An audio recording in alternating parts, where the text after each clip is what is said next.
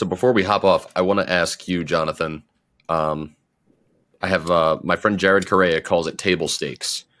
If you could go back to talk to your former self the first day that you opened your law firm, um, what would you say are the table stakes? What do you need in order to have sustained success as a law firm owner?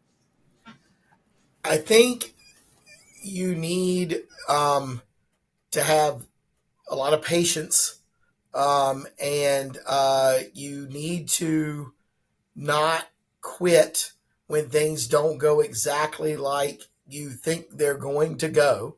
And I often say to myself, now that I've been in business for 23 years and we have all the problems everybody else has. We have turnover. We had an attorney quit last week with no notice. I mean, that's just where we are, right? Attorneys are, this is what they do.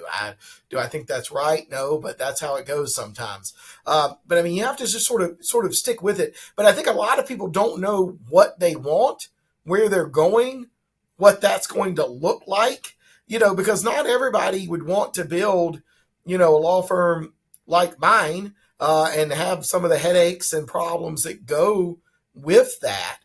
So you need to have an idea of where you want to go, what you want to do, the kind of law you want to practice. I mean, I came out thinking I was going to do criminal defense, but I'm in the suburbs. There are not a lot of criminals in the suburbs, but there's an awful lot of young families getting divorced. And that's what was showing up. And I wanted to eat.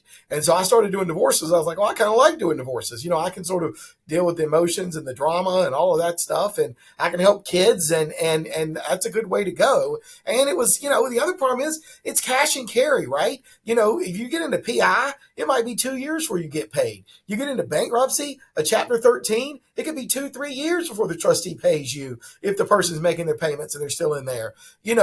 So you have to be thinking about, especially if you're new in business, how am I going to get paid today?